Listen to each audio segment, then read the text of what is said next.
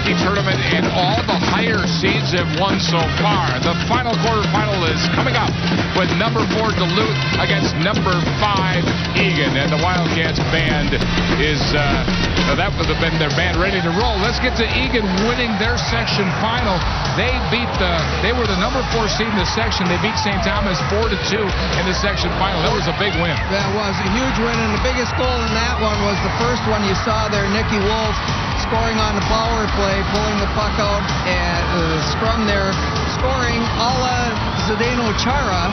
He's big, Nicky 6'2", and they put him in front of the net for his hands and his ability to screen. The hockey professor, they wear the blue uniforms, which works out well because they're a blue-collar team. They are. They're very much a blue-collar team. They work hard. They have very good chemistry. You play against them, button your helmets because they're going to come out and they're going to push you around as they push the pace of the puck. Those kids will take the body all night long.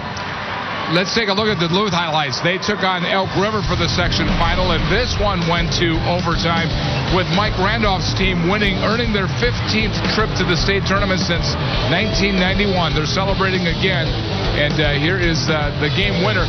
And Dave, talk a little bit about Mike Randall's team. What's different on this team than maybe the past teams he's brought to the St. Paul?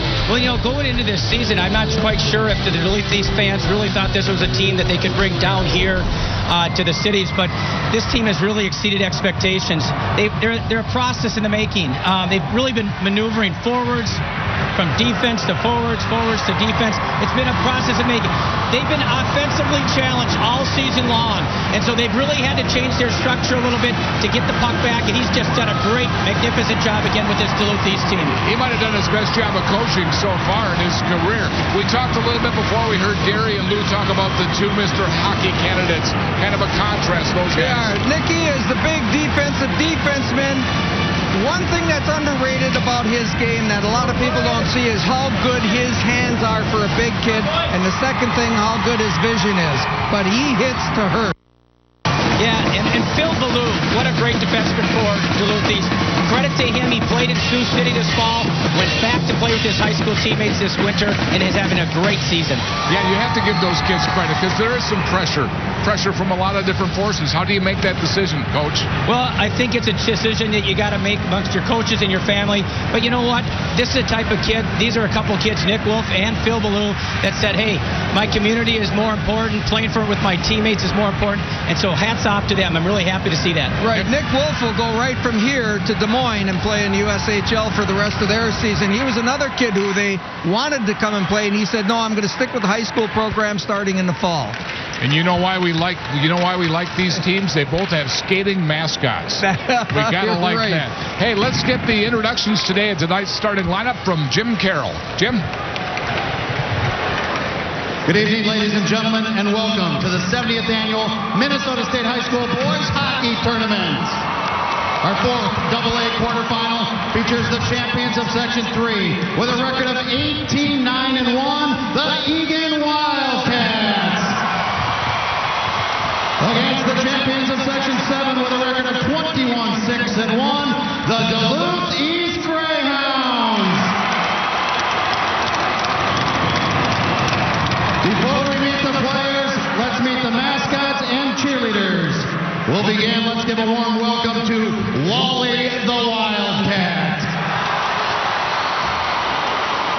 Let's welcome Gregory the Greyhound.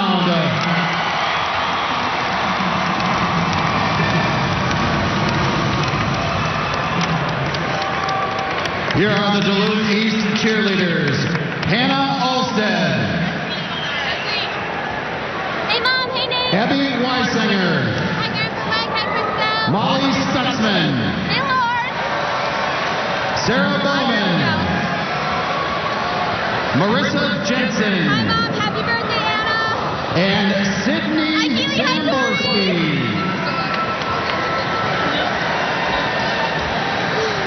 Those are the Duluth East cheerleaders. Now let's meet the visitors on the scoreboard, the Eagan Wildcats. Senior defenseman number 2, Tom Muck. Junior forward number 3, Jeff Malloy.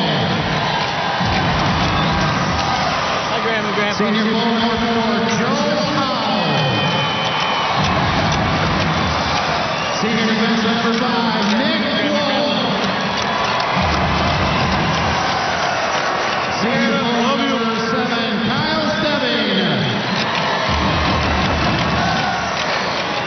Senior forward number 9, Max Elsenheimer. Senior forward number 10, Ian Enzon. Senior forward number 11, Peter Sibley. Hello, Mom. What's up, Dad? What's up, Dom? Freshman defenseman number 13, Trevor Mikla. Hi, Grandma. Junior forward number 14, Josh Brown. Love you, Joey. Junior defenseman number 16, Joe Alfonso. Junior defenseman number 18, Ben Raymond. Junior forward number 21, Spencer Robb.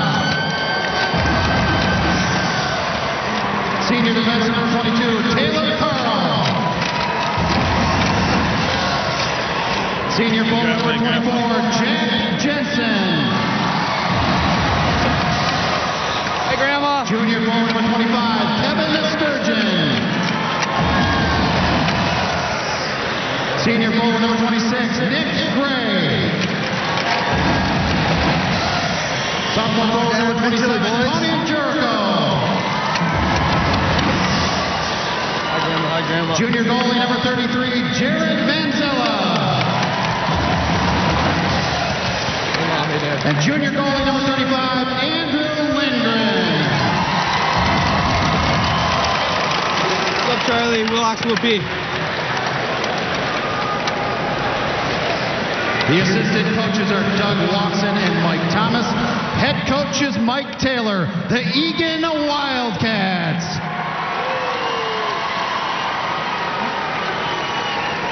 Now let's meet the Greyhounds.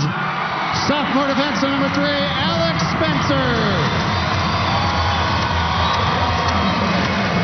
Junior defenseman number 4, Brendan Lutzka. Senior defenseman number 5, Alex Trapp. Senior defenseman number 4, defenseman 9, Joey Merriman. Junior defenseman number 13, Christian Arena Summers. Junior forward number 14, Jackson Purdy. Hi, Mom. Sophomore forward number 15, Nate Benson. Junior forward number 17, Nick Funk. Junior forward number 19, Nick Altman. Junior forward number 20, Mason Rust. Senior forward number 22, Jack Kohler. Junior forward number 23, Matt Little. Sophomore forward number 24, Ryan Peterson. Senior defenseman number 25, Bill Ballou. Sophomore number 26, Ash Altman. Junior forward number 27, Brian Bunton. Sophomore defenseman number 28, Shay Donovan. Junior goaltender number 30, Lucas Hadeen. Junior goaltender number 31, Connor Howe. And junior forward number 42, Evan Little. Hi, Grandma. Hi, Grandpa.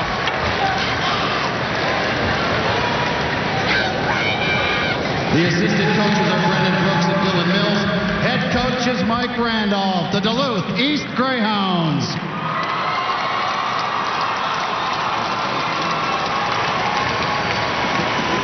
Here are tonight's game officials on the lines: Dustin Martin, Shane Paskey. Your referees are Bill Danielson and Tony Lansett. And for the latest on the game tonight, let's go ringside to Torrey Holt. Torrey? Well, thank you, Joe. Well, Duluth East head coach Mike Randolph has taken a little bit of a different approach for today's game. He's been frustrated with the way they've started. In 4 of their 6 losses, they've given up a goal on their very first shift of the game. So yesterday, he simulated today's game. He had them come out, take warm-up. They resurfaced at practice. Then they lined them up for introductions before scrimmaging each other. 3 15-minute stop time periods. And Gary Thorne, he said yesterday was their best start of the season. Now all they have to do is repeat that here in the quarterfinals. Let's take a look at our goaltenders, brought to you by Catholic United Financial, life insurance, annuities, and retirement products. And Gary, as you said at the outset, both goaltenders with outstanding records. Look at Lindgren's 1.72 goals against, .933 save percentage. Wonderful, wonderful statistics, as is Haugs in the net for Duluth East. He's another one with 1.81 goals against and .912. So each of these goaltenders have had outstanding seasons. They're going to have to continue tonight. We're going to see who is coming out on top between these two. It should be a very tight game. We think all signs point towards that. Should be physical, and each of these clubs has got offense up front to get chances. Boy, these teams have lived and died by defense, each with that 1.9 goals against average, and they've played a lot of one-goal games. With Duluth East 7-4 in one-goal games, Eagan is 5-6. Duluth East, of the 8 teams here in the tournament in AA, Duluth East has given up the fewest shots per game, 21.2 allowed. Can they continue that tonight? Well, we're going to see whether or not the offenses can find a way to get through these 2 really good defensive teams. So our 4th and final game of the day, ready to go and underway. Off the draw trap, they'll send that one back in behind the net. Unger was there to hold that one up. Got knocked down for it. Back is Altman. Ash Altman cleared out through center ice, tipped away from Staving that time, and that'll be held onto for the first face-off. And we'll take a look at our game plan brought to you by Education Minnesota. 70,000 educators working together to improve education and help students succeed. Eagan has to take the body because Duluth East is very quick, and they have to stay out of the penalty box. That's something that they've had a little problem with this year. The Greyhounds, they got to transition quickly and get pucks on net and get some rebounds. And off the draw, it will be Eagan. The shot is a high one, deflected up in the air and in behind the net. Pretty good opportunity. Down on the ice on the transition. With both these teams' defenses playing the way they do, don't look for a lot of room out there on the ice to make moves. You're going to have to get rid of the puck in a hurry in order to create some offense. As the old time and space in hockey would probably be hard to come by in this game. Great movements brought up. Lou takes it, centered, shot, deflected off the D. Don't think that one got through. Letzka had it at the blue line. He'll send it back in behind the net. Polar was there, couldn't get a stick on it. Change being made by Duluth East and brought out by the Wildcats. Sent into the zone. Marinac is there to get it. They'll clear the zone as it's dumped right back in. Joe Marinac back in behind the net. Marinac D's D. And a dump at center. Pretty good hits already early on in the game. Marinac will send that one in and get jammed into the bench wall over there. Up the near side, Eagan trying to move it out. They do not. Shot, save made, and deflected into the corner. Pretty good opportunity. And that'll go the length of the ice in the icing call. Nick Altman getting a chance. Altman has been their leader in both goals and assists and total points in the year. And you can tell by that start, Gary, that we are going to see a very fast physical game. Both of these teams are using the body. You see a couple of them right here. I'll tell you, that one by Roth was a solid hit. You see him coming right across and taking the man out with his shoulder. But each of these clubs, whenever they go to a puck carrier, they're taking the body. Off the draw, it'll be cleared off the wall by Nick Wolf. He got it up, trap, clears it right back out again. Going to be offside, so Eagan let the puck go. They've now cleared the zone and will force play back by Duluth East a little bit. Sent back in, down the near side wall. See if both teams try a little dump and chase here with the defensive being so good on each side. Sturgeon cleared it off the wall and out in. Steving shot. That'll be a save made. Gonna let it go. Decides not to. Steving, an 18-goal scorer, able to put it away. And that was a good shot. He was shooting. while his feet were still moving, he caught the goaltender a little by surprise. You don't want to set your shot and have the goaltender see it as a telegraph shot. He's moving to his forehand. As he does, he gets it away quickly right on net. Goalie has to make a nice save. Gary Thorne and Lou Nanny with you here as we wrap up the final game of this AA day, and it has been a good one. Looking for the final to advance here, and one of these two teams go to the semis tomorrow. Cleared out of the zone. Again, Eagan had to wait. Letzka goes back to get it. Letzka worked it up along the boards. Letzka had to come back and try and play it himself, but knocked away. Russ came in to help out. Pinned down in the corner. Jericho was there. 27, Jericho in blue. Good job to hold it in. Look at the tight checking. Howe was there. Howe along the wall held it in. Now they'll back up at center ice, and they are jamming it with 4 players at center ice, opening up this far side lane. Shot, and the save made. Jack Kohler going in with the opportunity as they found the wide pass on the open wing. And he made the right move. He came down. He had a man in his center area. You see him here, but the defenseman plays him perfectly. You let the guy go to the outside, take the shot. The goaltender has to make that save. You see the bad angle he's got. The defenseman for Eagan played it perfectly, took the passer away, and made certain that the guy had a bad angle to make that shot. Smart play by the defense. Black and blue game opening up here in this one. Down on the ice, shot's going to go in wide of the net. Wolf, the opportunity. Wolf, another one of the Mr. Hockey finalists. Here's the 2-on-2 the other way. Shot, save made. Oh, coming off the glove. Alice Trapp had a nice break on that. Algater put it away. Turnaround by Benson, who will send that one back in. They want to change. Duluth East forcing the play, though. Didn't get a good line change here. Can they take advantage of it? The shot on the short side wide by Tom Muck. Tom Muck found himself in a little room that time. Turned back up by Duluth. Muck likes to rush the puck from the defense position, and he does a nice job doing it. Altman shot. Ran into traffic in the middle. Never got through. Turned back the other way by Wolf. Sends it in. That one will be held on to it. The goaltenders having to make some saves here, even if not spectacular shots.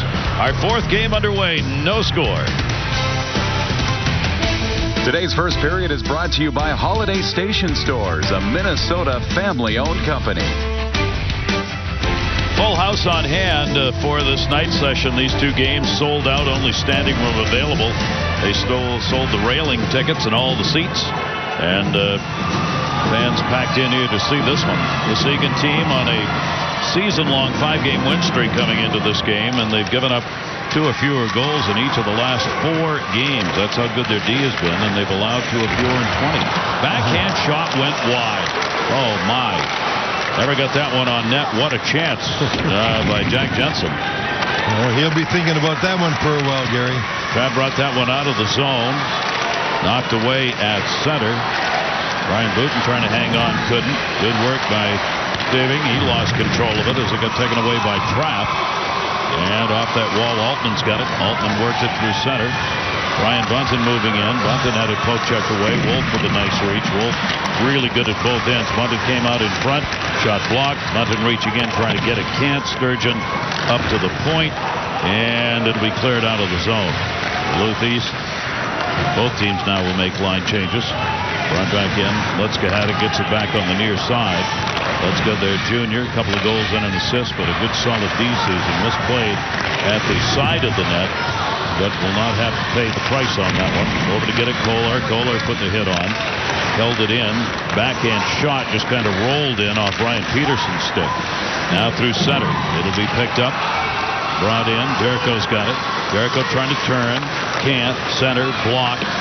You see the D helping out each goaltender. Letzka that time standing right next to him and knocked it away. Marinak's got it.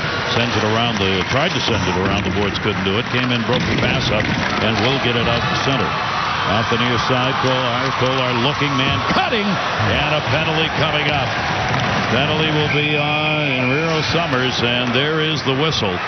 As the D got beat on that, and that results in our first power play of the game. We got beat because both these teams are moving their feet, and Mikkola's going to be going to the box right there with a good opportunity here for Duluth East. You don't have to tell each of these teams to take the body. This is easily the most physical forecheck of any game we've seen today by both clubs. They move their feet, they're quick, and they take the body every time they go to a man. Really well done. So let's see what they can do in the power play now. The hooking call coming at 5:21, and the power play opportunity for Duluth East. And that will be sent in and whistled. Duluth East on the power play. They have had a real strong one at 44%. Second highest here in this tournament of the 8 teams, with a good penalty kill on the other side at 84. Well, they miscalled that. They had called it icing, but it was touch, so the faceoff's coming in Eagan's zone. And that will keep them in the power play zone here. Ballou working right there at the top. Ballou looking. They set up 1 in front, 2 on the dot. Cross-ice pass intercepted. Wolf was right there and read it. Short-handed opportunity the other way. Wolf feathers it in, trying to follow it up himself. Taken off the puck. Look out, though, as he's able to free it up. This is short-handed now. Oh, it'll be bounced back in front of the netminder and out of the zone. Tough play right there. Duluth lucky to get out of that without having a goal scored short-handed-wise. Played again by staving up ice. That might be the most aggressive I've seen any team in this tournament of forecheck, because Wolf's a defenseman. He threw it in and he went forecheck even though he's a man short. Wolf is all over the ice and will be. He is that good. Centering pass, chipped up in the air, comes down to the near side dot. Jackson Purdy getting it down low again as they look for Peterson. They stay back on the D here, and a save will be made, leaving those lanes open so that he can see the shots coming in on him, and a nice save. That's exactly what the defense were able to do there, and so the goaltender Lindgren saw that all the way. Beaulieu shooting from the point. It's okay to take that shot from there, but you got to have somebody in front to screen or tip, just so the goaltender's bothered a little bit. He wasn't at all there. Lindgren with that .933 save percentage coming into this game. Power play, 30 seconds left on it. That shot deflected out in front. Malloy there to play it for Eagan. Duluth East holding the puck in here, looking down low again. They'll drive the net through the middle. Shot fanned on. Backhander is going to go wide. Allman with the opportunity, but just couldn't get it on net. Puck loose at center ice. Good work by Trapp in order to keep it alive. Power play is over, so they do not convert. Shot tipped wide on the chance just as it ended. Coming through the middle, Alex Spencer that time. Pretty good tip, but didn't get it on net. We're back to 5-on-5. 2-on-2 coming the other way. And a big hit along the near side boards as Lutzka came over and put the shot on Edson, who will head to the bench. These are the kind of hits we expected to see in this game, and both of these teams are looking to do that. They don't like to be on the inside of checks. They want to be on the outside of checks, and they are doing that every chance they get. Doug Jensen intercepted, sent it up the length of the ice, played by Ballou on the near side and out. They've got to clear the zone. They do. Puck on the far side, knocked deeper into the end. Again, Jensen was out there putting a little forecheck pressure on.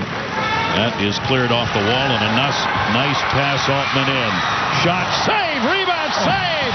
And Altman gets it along the near side. Goaltender down, and still could not put that one home. Gets blocked out deep. Sturgeon got the body down in front of that one. Played by Wolf. Wolf will come back, pick up the puck himself. Move it up to the red line, goes around the D. Dropped it off. They're trying to get a line change here. Eagan will do that. Still get players out of the ice here in time to hold it in. Roth was running for it, couldn't get it. Kolar comes the other way. Kolar in. Kolar around. Wolf denied him a chance to come back out in front. Kolar top of the circle. He's done the 360 shot. Hit the D out in front again. Rebound will be swept to the near side boards. Real great action here. Way up in the air. Comes into the zone. Onside. Cleared right back out. Ballou got it out of there. Off the near side boards. Can't handle it. Oh, they'll send it around the net. Peterson over to get it. Peterson got tied up. Peterson sweeps it back. The near side. No score. 7:30 to go. First period. The number 4 and 5 seeds in this tournament. Both great defensive clubs. Wolf Drives it all the way across ice, then gets taken out of the play. Nice work by Matt Little that time, who denied Wolf the opportunity to get the puck. Malloy coming back at blue. Malloy got banged from behind, still gets up, lost the puck, rolls into the crease, and gets covered. Woof. Some chances for each team, and some black and blues already. Boy, each of them getting chances. Here's a great one for Duluth, an excellent save, and how did that puck not go in? Duluth has to be wondering that at this time. The game's still scoreless with 7:07 to go. And fans, you can log on now to prep45.com to order this or any other of your favorite games. Make the memories of your favorite athlete last a lifetime with your own DVD copy of the Minnesota State High School Tournament, presented by 45 TV and Grand. I think I'm going to have to buy Tyler that one. You want to buy him that one? Yeah. Just because he got 4 goals? Just because. That's a good idea. It's a good grandpa to do that.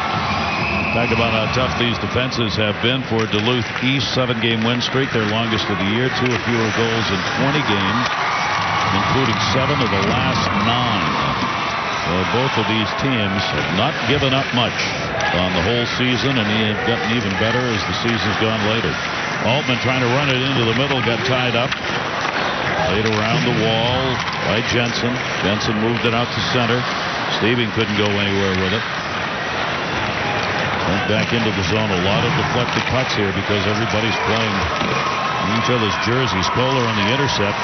Wanted a backhand chance, couldn't get it. Kohler comes all the way around with it. He'll push to the point. Not a power play, by the way. Even though it looks like it. Kohler's got it. Shot, save made, and it's going to be held on to. Let's check in with Torrey. Gary and Lou, Mike Randolph right now very happy with this start from Duluth East. I know he was concerned with it coming in, but he just keeps praising them, wants to keep getting those pucks in deep, and really has liked the way they've been able to establish their forecheck here in the first 10 minutes. Well, he should be happy. They're out shooting Eagan 8-2, and they're keeping up even with the hits. So he's got the kind of start he was looking for after being sick about a few of the others that he's had. That was held in at the blue line by Lutzka. If they can do anything with it, the big body of Kohler, 6'2", 185-pound senior, wearing number 22 out there for Duluth, has made the presence felt and the ability to handle a puck. This will be an icing call for the whistle. Well, you could see why this team here has been a little upset about where their seating was. Duluth is playing very well.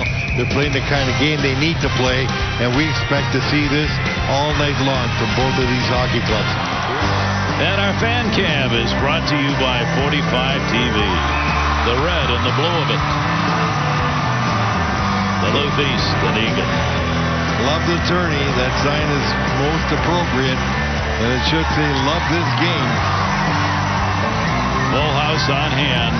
All the tickets sold out for the quarterfinal night session here.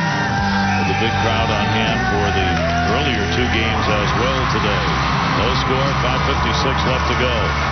It'll be played up. And to the side of the net. Spencer Roth going back to get it. Roth trying to drop it.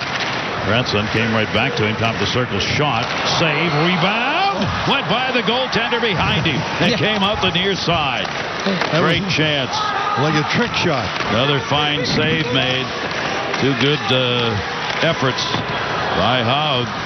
Here in a good charge put on by Duluth, and finally cleared out as Duluth able to clear it out of the zone rather, and the nice chance by Eagan. Yeah, Anson with a couple of good chances there. That line put on good forechecking, got a couple turnovers, had 2 shots at net, and 1 went behind the goaltender. 2 on 3, and a lead pass a little too far for Bunton to handle. They turned it back up ice, Steving with it in the middle, or tried to get it, couldn't. That shot goes wide. Rebound chance.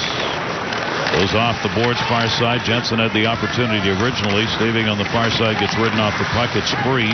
Back check put on by, again, Jensen. Jensen trying to tie it up, gets help. Steving came in to help. Boy, it is tough to find some room to move out there. Brian Bunton will move that one up. These long wing passes have helped a little bit, and the save made on the shot, but from way outside along the boards from Altman. Well, that's what you have to do. You got to put pucks on net. Altman did that. When you have no play and you have a shot, put it on the net. You don't know if the goalie's going to miss it, flub it, give up a rebound, or save it. So a good play by Duluth, relieving the pressure after Eagan with some of their best forechecking effort of the night the last 2 minutes. Yep. Looked real good. 9-4 the shots in favor of Duluth East. Behind the net, Wolf will clear it around. Malloy's pass never got out of the zone. Held in and dumped by Kohler back behind the net. Rust came back to get it. Rust, he's going to get tied up from behind. Just working corner to corner here, and you're right, Lou. They've got to put it on net and hope. That ball, that's going to go off the glove, and it'll be held onto on the rebound. Kyle Steebing bringing it up ice and getting the opportunity. Steebing, an 18-goal scorer on the season. Good balance on these teams. Both of these clubs have scoring coming from all three lines, especially the top two, and each of them have defensemen that have scored a lot. They move the puck out pretty well. They move it out quickly, they move it out properly, and that helps relieve the pressure because each of these clubs forechecks very physically. Elzenheimer won the draw. Puck went wide on the opportunity. Elzenheimer trying to follow it in, could not. And it'll come back out to center. Look out, almost stolen on the breakaway. Altman, it'll be run in and a whistle as it'll come back outside the blue line for the faceoff. Altman almost knocked that out of the air. Had he, it just seemed he was a hair behind that. Had he got it just a minute sooner, he'd have been onside and on a breakaway. Watch him coming across the line right here. He just couldn't quite get it past the defenseman there because he was coming with speed. Oh. Hit put on as the puck just bounces into the corner. Litzka came back to get it. Jammed up once, twice. Little got it out of the zone. Wolf comes back to play it. He'll shoot it in wide. Rebound played off the side of the net. Joe Marinek's got it. Their senior defenseman who will be out there a lot. Played ahead. Nobody gaining any territory here. Muck in blue, number 2, goes down, back the puck up, but it ended up right underneath him. Wolf comes in to play it.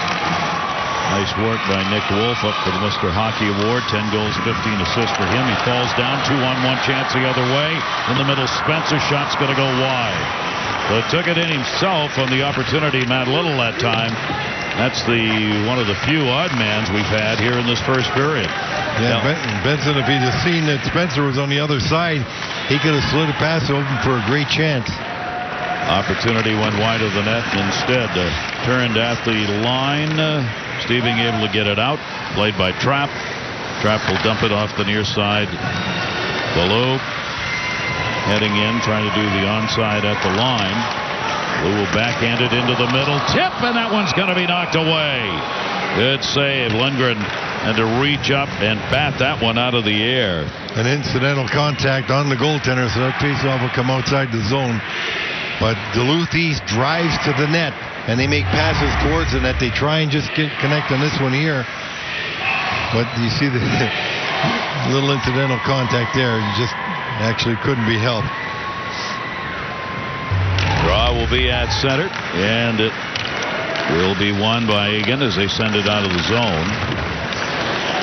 Loose along the wall. Bunton got it. Freed it up anyway. Altman's able to send it back in. Played around the net. Between the leg pass and a nice one by Jack Malloy. Shot's going to go wide. Taken by Joe Howe. Back in behind the net. Jericho trying to get it out through center. Can't. Howe is trying to leave the ice. He'll end up with the puck coming almost right to him. Carroll there. He'll knock that back to the line. They clear it out to center. Both teams trying to get line changes completed here, and that's why they dump it into the zone. 11-4 the shots. Duluth with the advantage. I was going to say, yeah, 11-4, but it doesn't look like there was 11-4 difference in play. No. Both of these clubs have had good forechecking pressure. They've gotten some chances. I think that Eagan's missing the net a lot more than Duluth East. You're looking at college commitments here, and Beaulieu here, he's going to Omaha as well. You see, right now they've got 8 guys that are committed, and 3 of them are going to Omaha, Nebraska Omaha with Dean Blaze, so he's got to be pretty happy about that. A pretty good recruiting class coming there. That one batted in the air. It'll be controlled, almost controlled. You don't have much time here to, as we said, to move the puck. So dumps are going in deep. And coming back to get it is Wolf. Lindgren was able to hang on to it. Lindgren, pretty good puck handler behind the net, holds on to the D in these dump-ins, and that obviously will help Eagan get the puck out at the end. Moved into the corner. Ballou was there. He'll head to the front of the net. They let it go around the boards. No one there to handle it. Kohler came in. Rubbed up against the wall. Kohler, trap. But 10 different Duluth East players now with the 11 shots on goal, so they are really spreading it out. And we're in the final minute of this period. Neither team, though, has been able to find the goal, and the defensive game we thought we'd see so far has stayed true. Bouncing puck came into the end. Spencer Roth never saw it. It was behind him, and he creates the offside. Well, Jack Kohler for Duluth, number 22, has really been a force for checking. That line is always on the move. They're taking the body very well, Button and Altman, but Kohler's had an excellent period thus far. No big offensive draw chance. Brian Bunton will take it, win it, got it back to the top of the circle, moves into the slot, shot, save made, deflected, rolls up in the air high. Rebound pass came right back through the slot that time. They gave Ballou the opportunity off that face-off. But again, the D's done a good job to keep the lines open. 2-on-1, break, shot, save made! Tremendous chance for Jack Jensen that time, and an even better save and a cross-checking call coming up.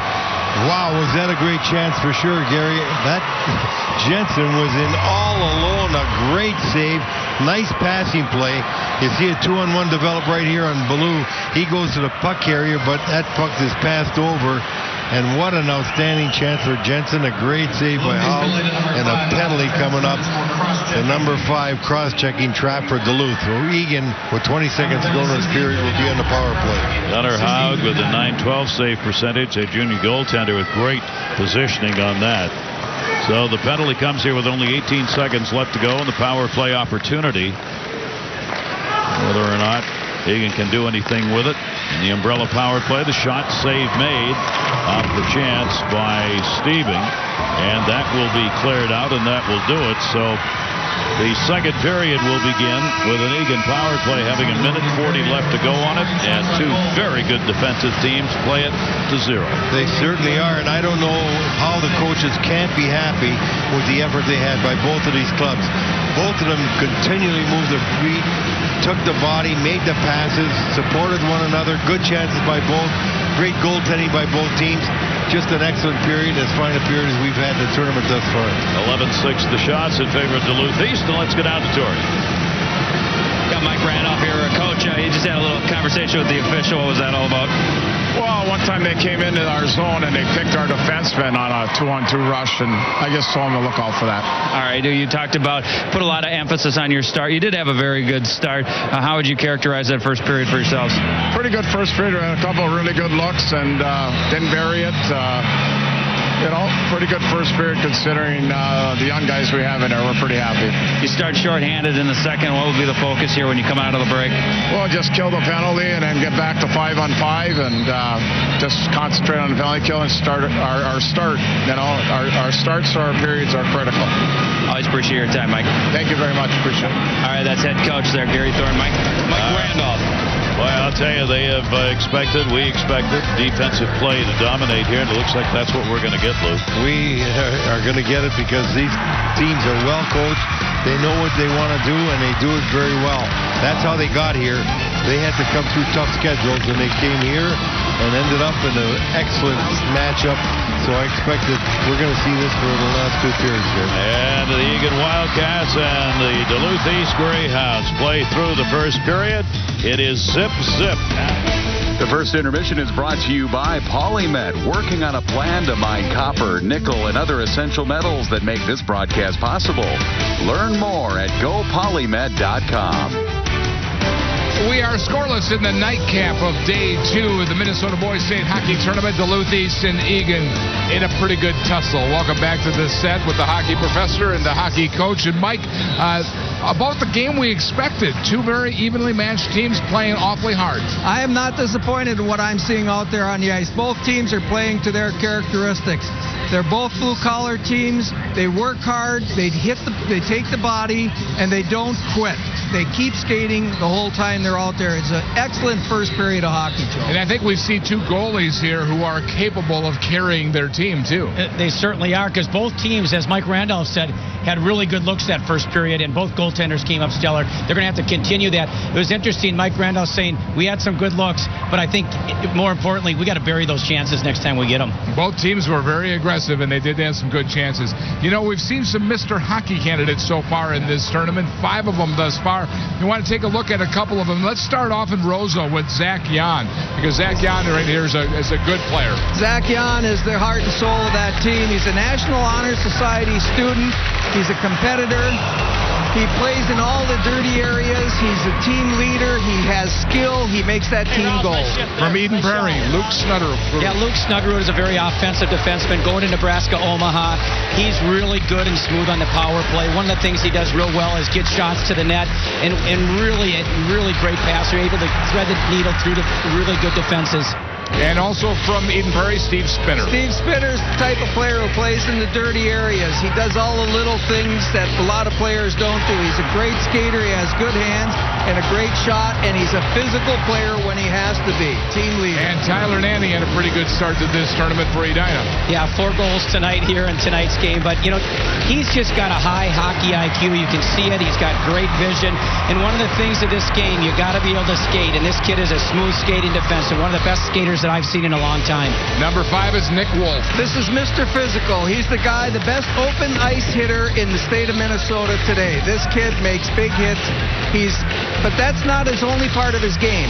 He has very good hands for a big man. He sees the ice well. He can dish the puck well, and he can play on the power play, a la Zdeno Chara. And for those of you that aren't familiar with that, they put him in front of the net because of his hands. And Dave, we also are seeing Phil Ballou here too.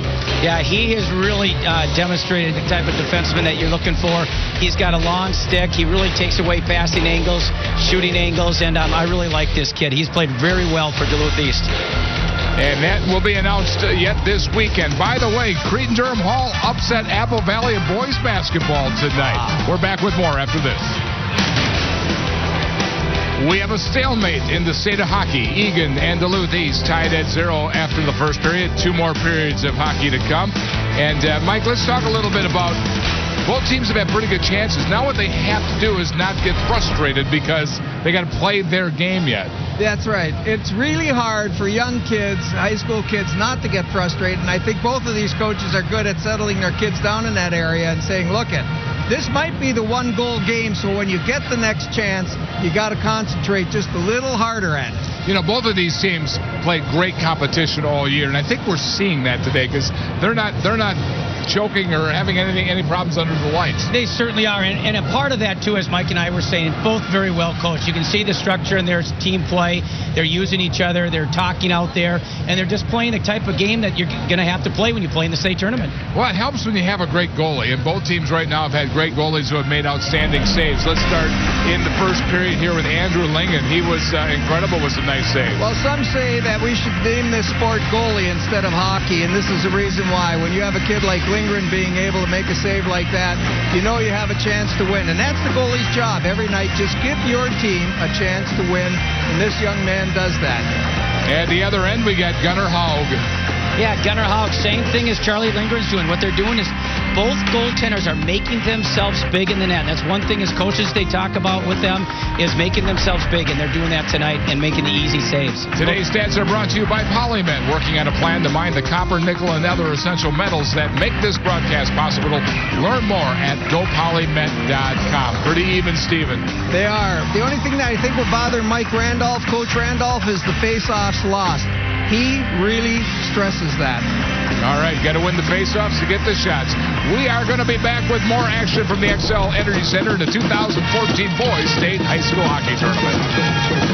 The Minnesota State High School Hockey Tournament would not be such a great event if it weren't for sponsors like Toyota, who not only help us put this broadcast on, but you also help give back to the community. Kevin Fletcher is here, the regional GM for Toyota, and we've got 3 awards we're giving out right now. We do, Joe. In fact, the Minnesota Toyota dealers have been sponsoring Drive for Education for 25 years, and over that time, they have donated almost $1 million towards furthering the education in the state of Minnesota. So as you said, we have 3 winners here tonight. We have Sibley East High School, Swanville's Public School, and Community of Peace Academy. All right, and they're each getting $2,500. Let's start with Sibley East. Randy, how many kids in your school, and what are you guys going to use the money for? We have about 350 students in grades 9 through 12, and we're going to use the money to improve our concessions and a bathroom facility out at our track and football field. All right, good stuff. Sadie, you are with whom, and how many kids are at your school? I'm at Community of Peace Academy Charter School. We have 800 students in preschool through 12th grade. And we're going to use the money today to get new lights and microphones for our drama department. Oh, how fun. And Carrie Jo, you are from, obviously, the Swanville. Yes. Swanville High School and elementary school are connected. They're K-12 building, and it's about 350 students total, very small. And we're going to use our funds to get a scoreboard now for our football field. All right, that sounds fantastic. Thank you, Toyota. Congratulations to the schools. Toyota supporting the Minnesota Boys State Hockey Tournament. We are back for the next period of action here at the X. Stay with us here. But we're first going to go down to Tori Holt. Hi, Tori. Thank you, my friend, Joe. Hey, I talked to Coach Mike Taylor in the break there, and he was flat out. He was just not happy at all with that period with this team. He says, we always start poor like this in big games, and they did it exactly the same thing against St. Thomas. Fortunately for Mike Taylor and his Eagan Wildcats, they came back and won that game against St. Thomas in the section final. He expects them to come out much better here in the second period, and they'll have a power play to start. He thinks generating chances, Gary, off this one could get him going. All right, we'll see. As we said, the offensive certainly haven't had much room to get anything done here. Maybe a little extra room with the power play will provide some scoring. That's why the coach has to realize that it wasn't that they were poor. Duluth had something to do with that. Both of these clubs didn't have a lot of room, as we were talking about, and they did play the kind of game they want to play. You're not going to get much chances when you're playing each of these teams because they check so closely and they check physically. Eagan's got the power play to start. Jensen moves it into the zone. A minute 34 left on the advantage for Eagan. And Wolf backs it up, looking, Steving. Steving went to the blue line instead. Puck stuck on him, and it'll be cleared the length of the ice. Altman able to clear it out of there, forcing the power play unit back deep into their own end. Eagan will start it up. He'll be met right at center ice. Nick Wolf. Wolf all the way in. Wolf shot. That's going to go wide. Kept it along the ice. But when you miss, as Lou mentioned earlier, the rebound goes the length of the ice. You miss that net, it comes all the way around the boards, the outside, and comes down. It's selfie facing clear right there when you do that. Muck moving it back up over to Wolf. Wolf trying to get around him. Heads to the net. Backhand pass intended for Wolf. Just kept right on going. Benson will clear it in behind the net. Check put on. Nice time, a good job to free that puck up. Elsenheimer had it, but they can't hold it in. 33 seconds left to go. Good play there by the defenseman, Beaulieu. His partner on defense has to realize when Wolf is coming down the boards there twice in a row, he bounced it off the boards, went around him. Once he gets to you, you got to take the body. You can't be looking at the puck. Buck dropped it off, Steving in. Steving centers, again intended for Wolf. Can't connect. That's going to go the length of the ice, and that'll just about do it. Lindgren comes out to hold it up. They may get one more run. Muck starts it up, 6 on the power play. Muck drops it off the near side. Eisenheimer will send it in, and that'll do it. So the power play over. They do not convert on their opportunity, their first of the game, and it remains scoreless. So we're back to 5-on-5 hockey here in the second period. Back in behind the net, Altman got dumped. Altman took somebody with him, though. Sent around to the near side. Marinak at the point holds it in. Marinak's shot was not on net, but Lindgren went out anyway and knocked it down. And now be played up by Eagan again. Eagan on the charge to the near side. Sturgeon. Sturgeon will trail the play as it's run down the wall. And Carroll, and a penalty coming up as he got taken down. Carroll got taken down fighting off a checker with one arm. So we're going to have another power play for Eagan early in this period after they really killed off that first one very well. Very well. They never gave any opportunities. Bunton this time is going to be going in. You see him holding him right there, pulling him down. No question about that. You got to know if you're going to hold on that long, you're going to get called. 6'3", 200-pounder. Carroll tough to hang on to. So now the penalty killing unit's got to go right back to work here. As Eagan again will get the power play holding coming at 2:15. Bunton gets the call and a second chance. They hold it in to start. No, it'll be cleared out of the zone. Kohler was there out the length of the ice. Lindbergh coming out to play it. And it'll be played back in behind the net by Trevor Mikla. Mikla moved it to the line and in. Elsenheimer got it down low. Dump in not working here on these power plays. And you're going to think that if you're Edina watching, you're thinking if we're playing Eagan, they're doing the same play every time. Coming on the boards on the left side, bouncing off the boards into that corner, trying to go on the strong side. The other defenseman's got to be back there and pick it up. Duluth bring their 4 penalty killers out to center. Same play again, same result. That's 5 in a row. They got to try something different because that one is not working thus far. They are very slow in developing back in behind the net. Jensen obviously patient with it. Muck will move it in. Got through a couple of D. Turned the puck and lost it. Kohler was there. He'll just rag it. Send it off the near side. Peterson, and that'll be sent into the zone. Back in behind the net with 43 seconds left to go. They've got to start again. They spent a lot of time trying to move the puck up ice. Come to the near side corner. Centering pass, Wolf. Wolf centered. They couldn't get the backhand shot off. And they score! Whistle went a long time ago. The whistle went. Yep. Soon as that pass came across the middle, the net was taken off the hinges and incidental contact on the goaltender, and that puck will come outside. It's about the 4th or 5th incidental contact we've had today. Oh, that one will be waved off. To see the play developing here, as the puck comes all the way across here, Wolf tries to center in front, and with that, you can see Eagan forward laying right on top of the goaltender. How? 26 seconds remaining on the power play. Knew it would be tough to score in this game, but apparently putting in the net's not enough. That's really tough. Move back up by Muck. Muck sends it towards the corner. Jensen gets tied up. Aranek was with him. Back up, Steving in. His shot, save made. Rebound comes back into the middle. Good chance right there. 1 second left to go. Short-handed. Now 5-on-5. Centered a little bit too far out in front. Altman on the charge. Couldn't quite reach him. We're back to 5-on-5 hockey. So unable to convert on a couple of power play chances. Eagan having them here in the second period back-to-back. Sabing will move it up, sends it into the middle. Rolling puck as they tried to connect. Jensen tried to get it down low, couldn't do it. Altman takes the hit. Puck to Wolf. Wolf again over the blue and in. Good back-checking job by Bunton that was on him. Rebounded to the corner on the opportunity. Again, Wolf over there. And sent to center. Face down. Carroll came to get it. Both teams want to change here. Wolf trying to send it in. Got the puck shot and will be whistled anyway in the offside. Well, a good job again by Duluth not giving any quality chances. That's what they had to do on those penalty killing, and they've done it sitting very well thus far. We look at the scoreboard, no score in this hockey game thus far.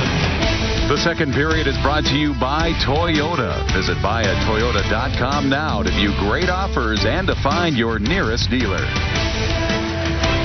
Well, a good one here. A great defensive battle for the right to move on for the games that will be coming up tomorrow.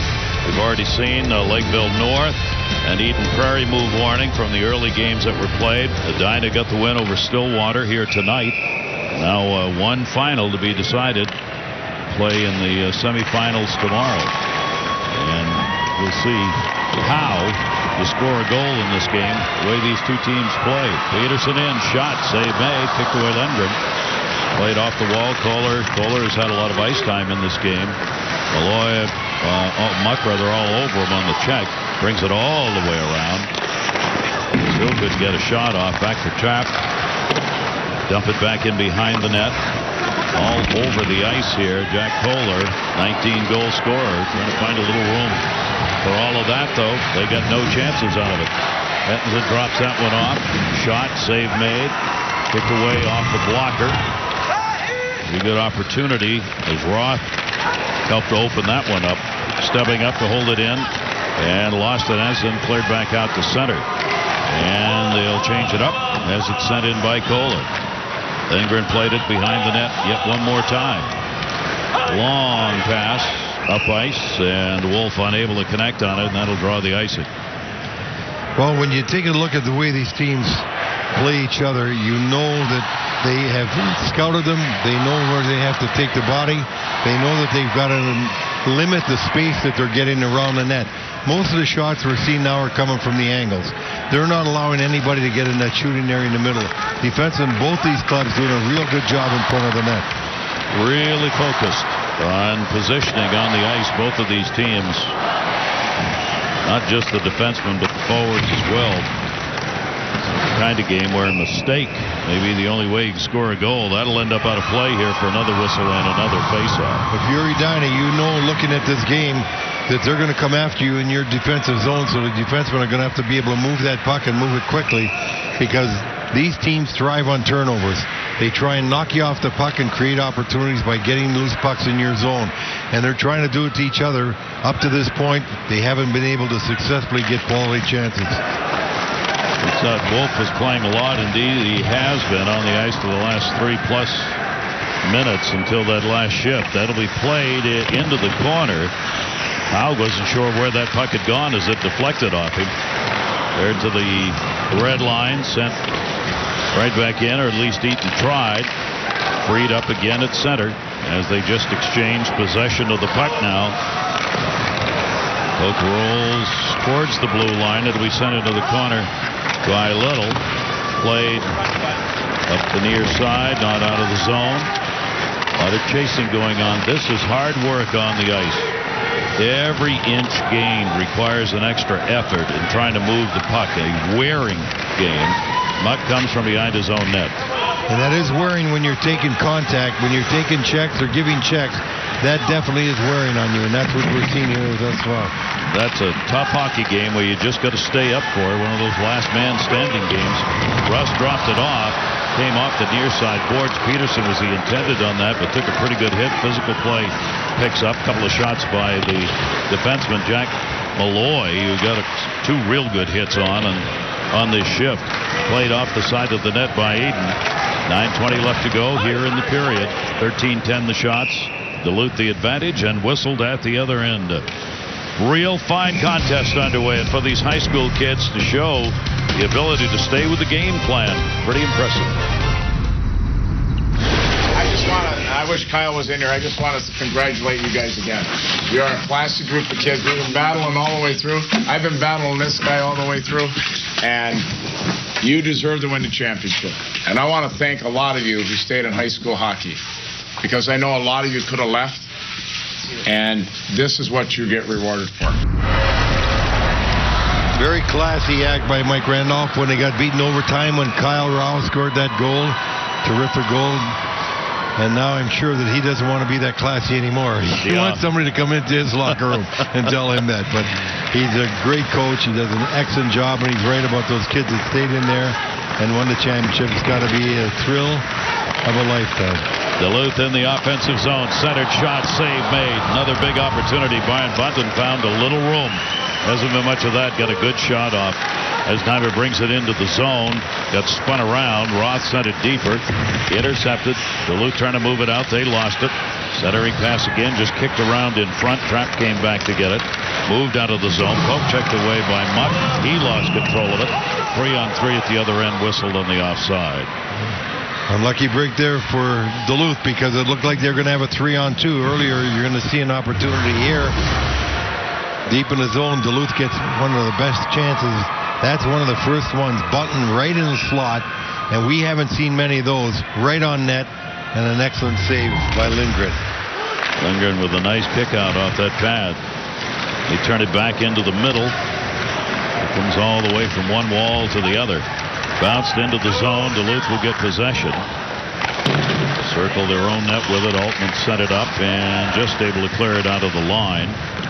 Again, though, forced back. Trapp left it. 8:20 to go here in the second period.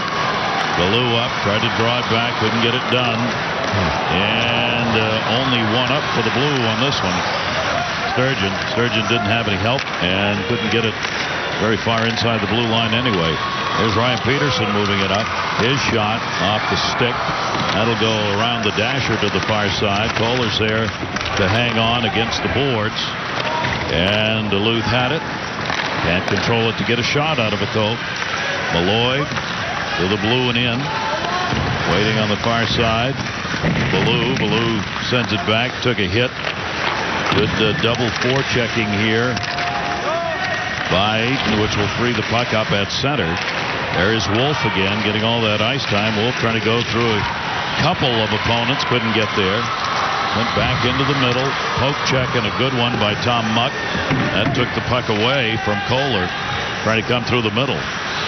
And Wolf's got to be a little careful. He's trying to carry the puck up ice a lot. And with the speed in transition of Duluth, if he loses it, they're going to catch him and get a good opportunity. We're going to get a whistle and a penalty coming up. Today's closed captioning is brought to you by Polymet, working on a plan to make and mine the copper, nickel, and other essential metals that make this broadcast possible. Learn more at gopolymet.com. Well, you see Wolf going to the penalty box. He'd probably get it for roughing right here. You got to hit one. You could have got interference. You could have got roughing, but you do get a penalty, and Duluth does get a power play opportunity, and we've been waiting to see that power play that they have, because they've got terrific statistics, 44%. 9:48 the time of the penalty. It is a roughing call on Wolf. Here's the power play with the D set back. Shot's going to go wide to the near side. Short-handed opportunity denied. Sticks up in the air as Elsenheimer's stick went up. Cleared out as Carroll got that one. Well, here's a power play opportunity for this Duluth East team, which has certainly used it to their advantage during the regular season with the big numbers they put up on it. Ballou all the way through. The puck underneath. Empty. Ooh, an empty net for a minute, but contact? No, actually, the referee lost sight of the puck. He thought the goaltender had it, slid through him. So that's why the faceoff will stay in this zone. And Duluth with an unfortunate break there, because it did look like the goaltender had it from the angle of the referee, but it didn't. It slipped right through him. And you see on the far side, he had blown the whistle. That's why he touched himself. That's on me. You saw Ballou go, oh, he's got to pick his head up a little bit. He was going to come back around for a chance. Face-off will be won by Eagan as they will move it up short-handed. Jensen able to clear the zone. He'll trade the play. Stevie trying to move it in. Good work. Ballou is right in front of him, denying him any chance. Drags it a little bit in the corner. Jensen, great job. Penalty kill. You're down in your offensive end. You're holding the puck to create a chance. Jensen looking for a shot. Couldn't get it. Tried to draw it forehand. Takes it back. Real good puck control right there by Jack Jensen. Moved out, 50 seconds left on the power play. Fans wanted a call on that one. And they are getting one. They're going to get one. They're going to get one, no doubt about that. So now you got 49 seconds to go in the first penalty. And now Steving going in for another one. So we're going to see a 5-on-3, and Mike Taylor, the coach, come on, he's not very happy. Take a look at this. And Stephen just reaching, and he reached enough that you get that stick above the waist, and there's contact. Even if he doesn't go down, many times you're going to see the penalty called because you're not allowed to do it. Well, you're going to get both there. You might be giving this guy a diving penalty. I don't know. Yeah. The coach is wondering, what is this for? So 49 seconds will remain on the power play, and wondering what's going on. Mike Randolph. Not happy. I wouldn't be happy either. So both teams will pick up penalties on that. We're waiting on the call. In any event, it is still a 5-on-4 power play. As Duluth tries to get set here, 47 seconds remaining on the advantage. Here is Trapp. Trapp will send it in. Lindgren going in behind the net. We'll just leave it there. Carroll played it around the boards, held in. Ballou moved up, Ballou centered. Not quite connecting. Short-handed the other way. Could be a 2-on-1. Running it up. Eisenheimer will have it kicked away from him. Eisenheimer almost had the 2-on-1 break. Good back-checking, though, prevented it. Shot back into the zone. They would have been offside, so Eagan will clear and let the puck go. And Duluth did get a penalty for embellishment. Costly. Lost the two-man advantage. Yeah, IE diving. Olympics are over. Cleared the length of the ice. Eisenheimer got it out of there, and that's the power play. So they do not convert on the power play opportunity. Good job by Eagan. Here's Wolf. Wolf coming in. Wolf shot, and the save made, and the rebound is covered up. Gunnar Hogg out to get that one, and to keep it scoreless at the 5:01 mark of the second period. This defensive battle, as good, if not better, than you would have anticipated, even when you looked at these two teams that give up fewer than 2 goals a game. And no score in this one. You take a look at Nick Wolf from Eagan. He is one of those up for the Mr. Hockey Award. Getting a lot of ice time, and they only played 29 minutes. He even had 2 in the box, so he rested in the box rather than on the bench. Maybe he figured he was tired and he didn't want to go back to the bench because the coach had sent him out too quickly, so he went to the box and stood for 2 minutes. It's hard to figure out as a defenseman whether he really is or isn't, because he's all over the ice and sometimes plays very much like a forward leading the charge. But that's the way he plays. Well, he's going to have to temper that dumping on the man short and going after it, because you might get away with it here, but you won't in better hockey. And there's a fortunate fan on the puck that actually freed that up for a chance at the other end, and that'll go off the glass behind the play. We're 5-on-5 hockey now. Nick Altman the opportunity. Altman's been the leader. Where's number 19 for Duluth? He's their leader in goal scoring, assists, and total points, obviously, on the season for them. And backed into the zone again. Good poke check. Kohler is trying to find a little room. Couldn't get there. There's Wolf reversing direction with it up to the point. Held in. Trapped. Trapp got it behind the net. Wolf put the check on. Bunton came in to get it. Overskated. Wolf with that long reach. Reached around him to free the puck up, but they can't get it out of the zone. So Eagan struggling here. Try and get out and get something going the other way. Wolf's got to go back. Play it again. Wolf trying to avoid the hit and does. Kohler moved in on him. And it will roll back into the zone. Duluth in their own end to get it. Back to center. Altman. Altman coming. Altman moves. Oh, what a hip check. You don't see many of those in any level of hockey anymore, but that was a beauty. Tommy Muck was playing a great game out there for Eagan today, and he's usually a puck-moving defenseman. He's not a big kid. That's why you use the hip sometime. And flips Altman right over. Looks pretty good, doesn't it? I love that. I mean, that's perfectly played. And took him out of the play and no penalty. That's just a nice clean check. And I'm glad that they didn't call a penalty, because sometimes they call a penalty after the puck's gone. Yeah. Because you're making contact later. But that should be a good play, and it was a good play.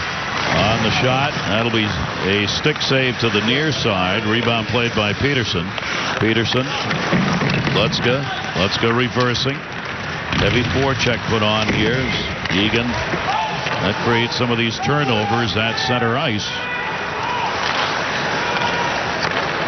Now moved up by Duluth again. Head of the play is Peterson.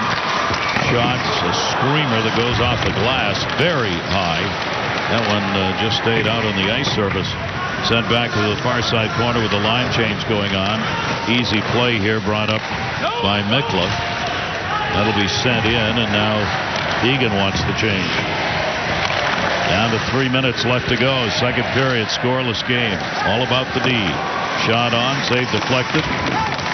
Opportunity again for Benson. Got the rebound in the corner, trying to go around the net, short side. Never got it through the D that time. Good work by Carroll. Carroll blocked that. Sent deeper into the zone. Spencer just knocked it wide of the net. Eagan will work it back out.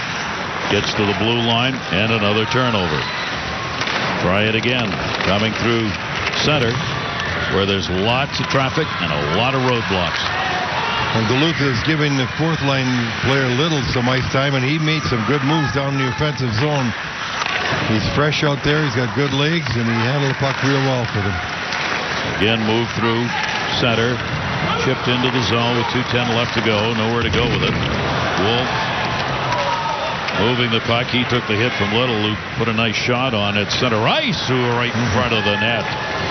That was Steving, who was trying to drive it for Eagan. Off the opponent sticking in. Wolf sends it back in. Here's Trapp. Trapp's got to dump it a little deeper. A lot of D-to-D reversing here. Try to free up some room by both of these teams when they're in their own end.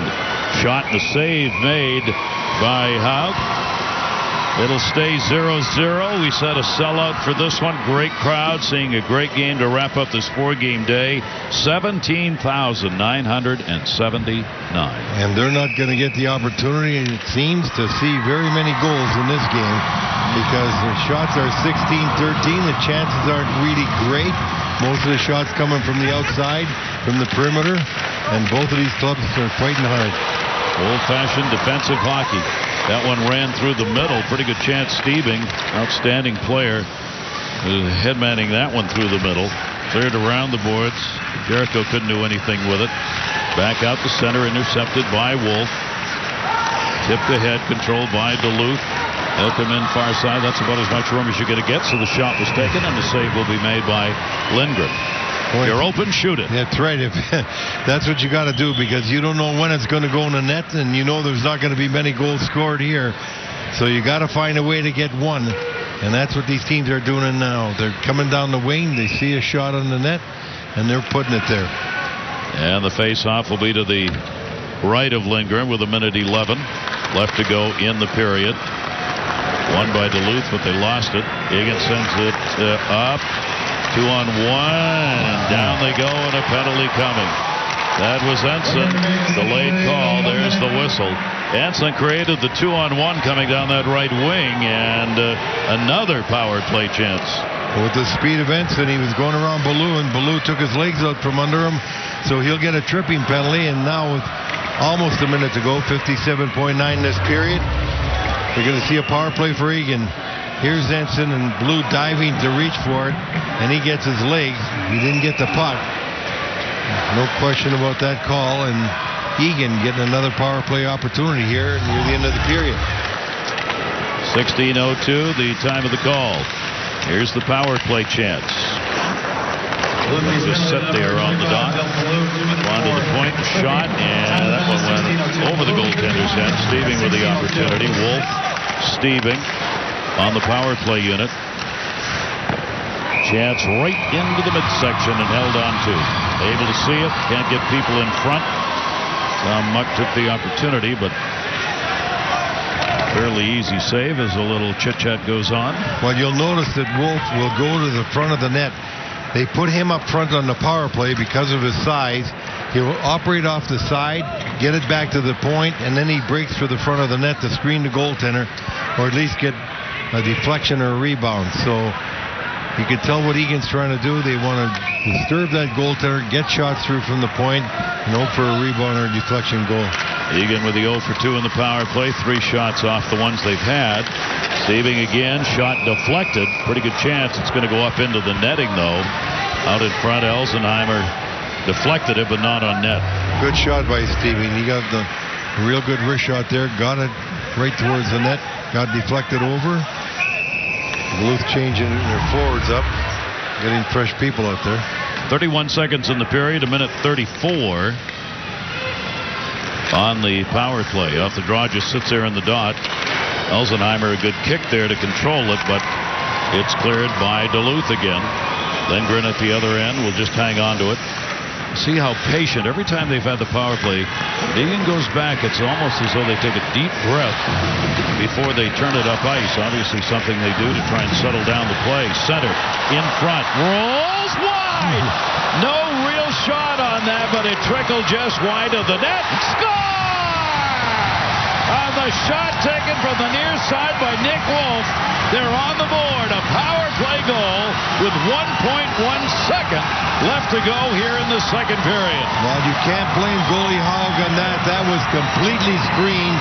That shot had eyes, as you said, right before the end of the period, going through people in the upper corner, and the power play gives Eagan a 1-0 lead at the end of the period. Watch the screen in front of the net as the puck comes over to the side here.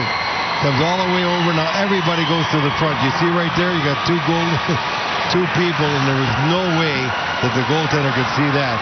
As the shot was let go. Actually, it looks like that went off.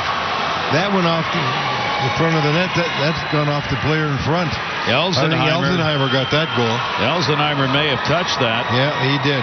That was deflected in right from the side. It is a power play goal, and Eagan gets the 1-0 lead on their 16th shot. They'll drop the puck. That will end the period.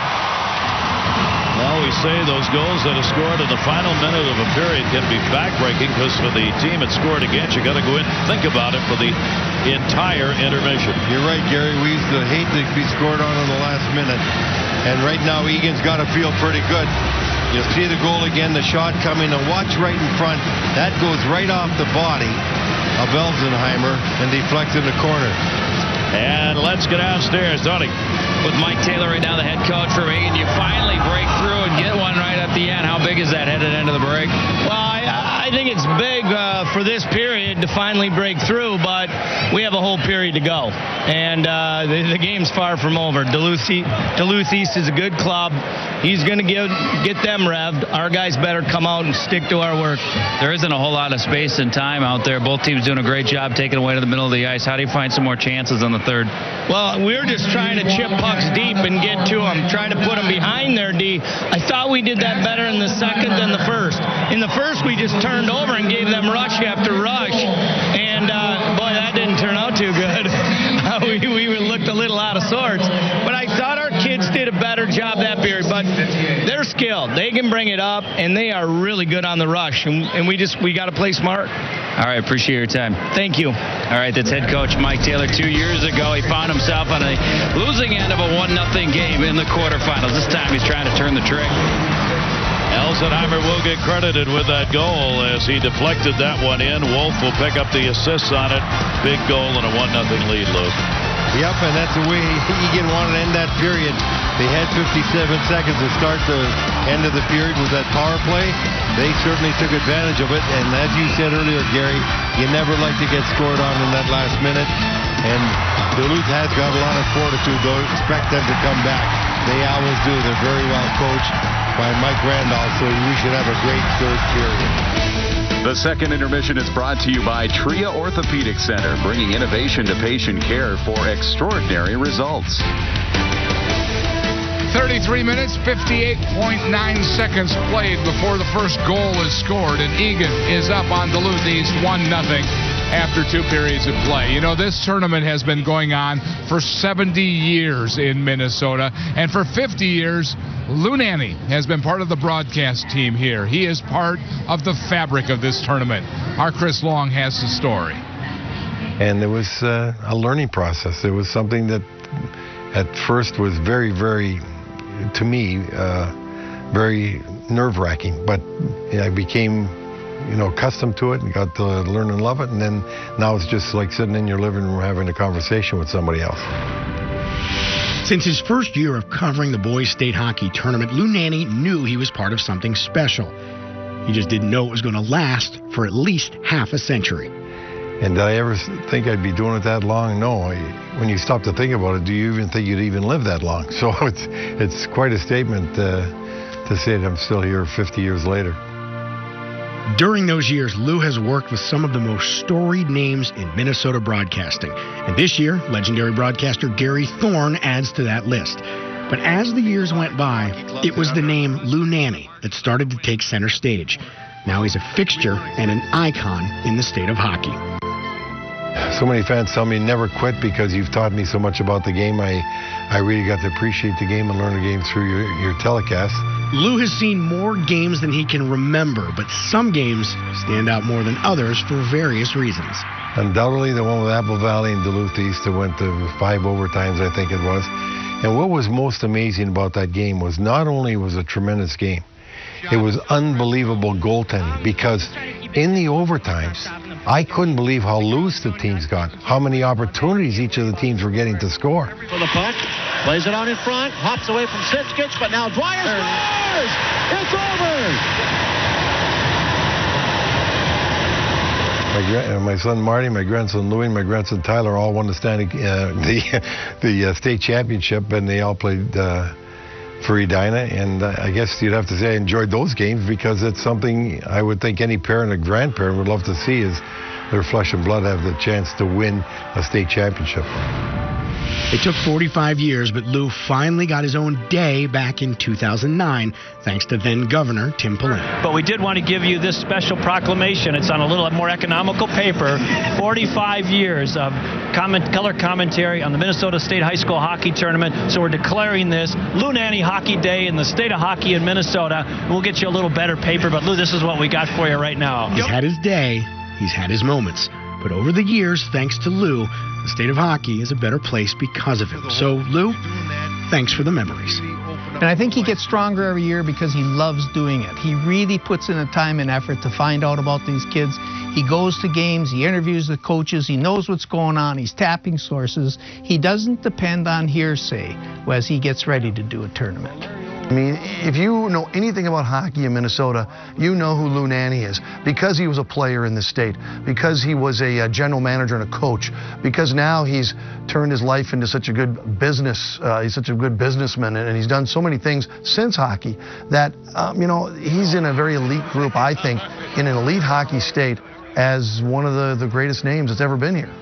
Well, the consistency of these broadcasts. For 50 years, he has been the constant. And, you know, people, when they tune into these broadcasts, know what they're going to get with Lou Nanne. He is so much a part of the state of hockey.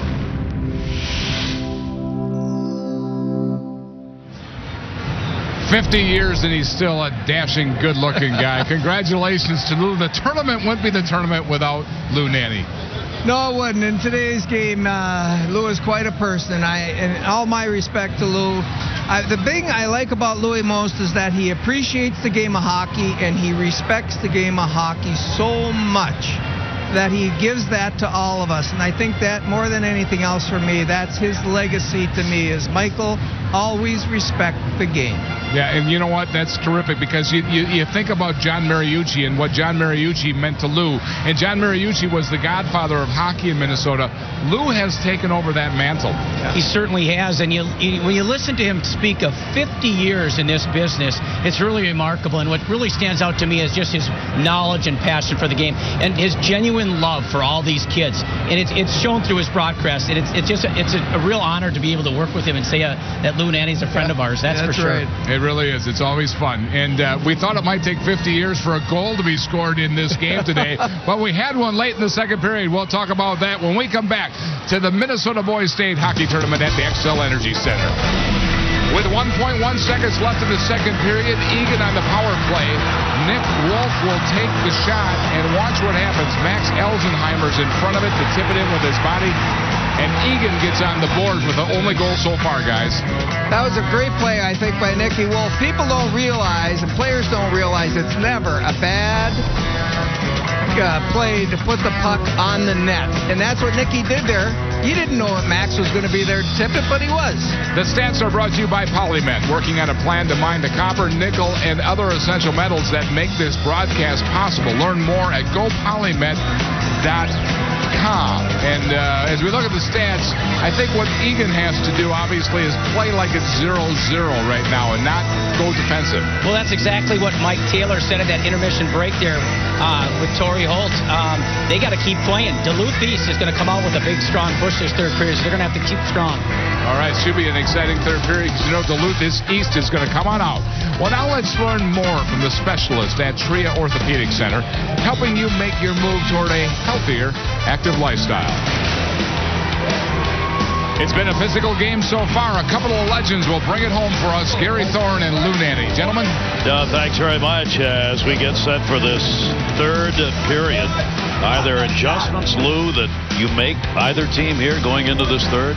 Well, I think that Eagan's going to have to make certain that they keep their forecheck up to try and keep Duluth off balance, because Duluth does come at you. Mike Randolph does a marvelous job coaching his teams. He's like Kurt Giles. Late in the season, they always seem to be peaking. That's what they're doing. But Eagan is playing tremendously well. Mike Taylor might have been a little upset with his play in the first period, but they actually had a pretty good period. They've had a great game. And so you want to keep doing the things you've been doing if you're Eagan. You want to keep Duluth off balance, but most importantly, you want to keep the body on them. And here we go. It'll be rolled in on net, covered up, and collision. Brian Bunton got knocked down as he was going by, and we are underway here in the third period of a 1-0 game. Gary, I'm glad they don't call it penalties like they do in the National League sometime when there's contact with the goaltender. We've seen probably 10, 12 contacts with the goaltenders, incidental type contacts. They take the face off outside, but they don't call needless penalties that we see called in pro. The face-off won by Duluth. They send it around the boards, and the attempted hold-in will come to Bunton again, who tried to send it in, had it blocked. The D for both these teams has generally been right there to pick up pucks that are shuffled to the middle of the ice. Wolf will get the assist on that goal. Tried to run it in, could not. Elsenheimer picking up his 10th goal of the season. The only one on the board in this game. Rocked off Stevens' pass. That was deflected. Spun around in the zone. Bunton. Line change needed here, and both teams will do so. Bunton drops it and then will head to the bench. Muck comes back in his own zone, front of his own netminder, in fact. Again, trying to clear it out. Could not. Peterson intercepted. Peterson takes the hack, sends it around the boards. Off the boards, Letko try to hold it in, did for a moment. Picked up again by Wolf. Wolf leads the charge. His shot rolls in, and it will be covered up by Gunnar Howd. Well, Gunnar Howd made the smart move there. He not only had to make the save, he had to make certain that he didn't leave any rebounds, because Wolf was right there, coming right after the shot, coming to the front of the net. Three teams already moving on to the semifinal games that will be played tomorrow night for the AA schools. And this one to decide, the fourth and final to go. That one into the middle, a backhander that went nowhere. Cleared. Kohler got it up. Kohler, who and I were noting during the intermission, played a very strong game. Big physical presence out there for Kohler. Boy, he's done everything for them. There he is, getting hauled down. Penalty coming. So Kohler's going to create a power play opportunity. And for Duluth, trailing here by a score of 1-0, they'll get the advantage. And Kohler's limping a little bit. His leg's coming back now, but it seemed like he might have twisted it. You certainly don't want to lose him, that's for sure, because he's been such an important part of that team. Duluth East going on the power play right now. You'll see him getting taken down right here. No doubt about that hook. You got to keep that stick down. I think it's Ensom that hooks him. We've seen a lot of people reaching for players and reaching above the waist. That'll get you in the box all the time. Duluth with that explosive power play at 44%. Chance to tie it up. See it staying back in the box here defensively. A loose shot, deflected, rebound. It went behind the goaltender. How did that one not go in? You're right. How did it not go in? That thing looked like it was right in the net, and it went right behind. What an effort there that was for Altman. Altman comes back the other way. Altman dropped it off in the corner, played to the middle, shot, and a glove save made, and a tough one. Nick Altman, their leading scorer, got that one through traffic, and a fine play by Lindgren. Boy, that Lindgren had to see that one. Here's the one that we missed. Altman getting it right about. Oh, that's Muck. Muck pulled that right out of the net. Watch number 2, Muck. He's going to come from the left part. Here he comes. The puck's going in towards the net. Look at that. Muck, number 2, pulls it out. Play of the game right there. Muck made a save. That is the play of the game. That was going to go in. Minute 12 left on the power play. Right through everybody. Muck had a chance to control that, could not. Peterson shot, save, couldn't find it. Looks down, Lindgren, and there it is. Malloy right in front of him. Lindgren is doing a marvelous job of seeing pucks through traffic, and not only seeing them, but controlling them, not allowing a rebound. Here's the one we're going to look at before, the goal that almost was. as Altman's putting it towards the net. Muck comes back, good position, and gets it out of there. It's as good a defensive help as you're going to get. Power play still underway. Shot, another save made on the one by Altman. Rebound held in. Pressure being put on right now by Duluth. And stolen and cleared out to center. Duluth with the 0 for 2 in the power play. Still having 44 seconds left on this one. Trying to get it tied up all the way around the net and back to the top is Trapp. Trapp looking. They get one down low, top of the crease to set up a screen if needed here.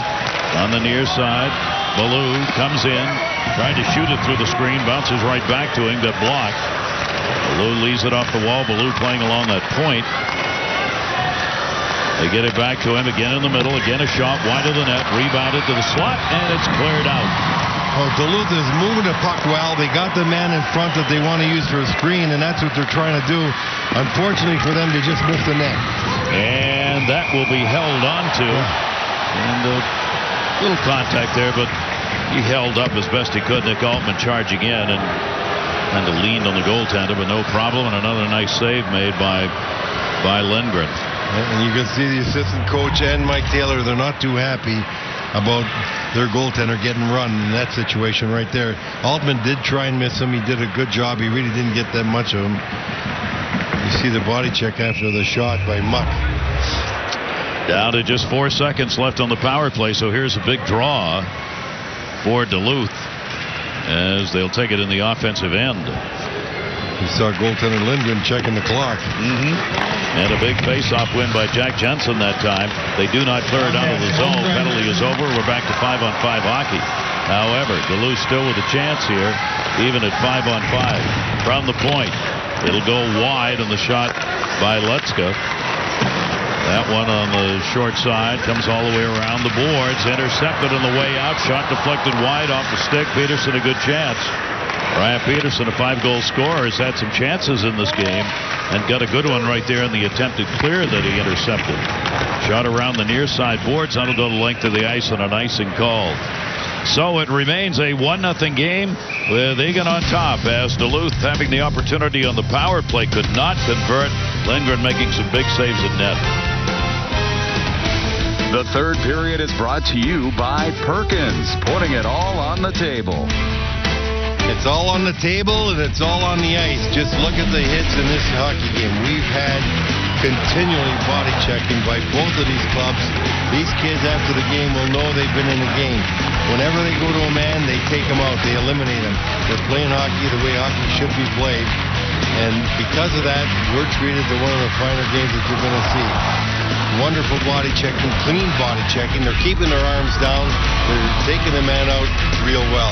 And in the nets for Eagan, Lindgren has had a sensational night. Duluth out shooting him 24-8-16, and he does have the better opportunities thus far. Puck rolled into the zone, and we played in behind the net. Another one of those hit. Roth took that one. Up along the boards, Ensign had it. Speaking of Lindgren, Lou, I was just looking. He has played in all but 12 minutes of their games this year. Well, you can see how much they depend on him, and he has been their most valuable player here thus far tonight. No matter how good the D is in front of you, you've got to have that goaltender. It works from the goal mouth out when it comes to defense. Both these teams have excellent goaltenders. Spencer centered that one, or at least tried. It'll be rolled back through the middle. Ballou came out to get it. Ballou gets tied up, freed the puck up though, and Alex Spencer trying to send it in, had it knocked away. Another stand-up check by Nick Altman that time, freed it up. Is Bunton moving it in. Bunton centered. That got blocked to the corner. Nobody in front. Bunton takes it back behind the net. And it'll come around the wall.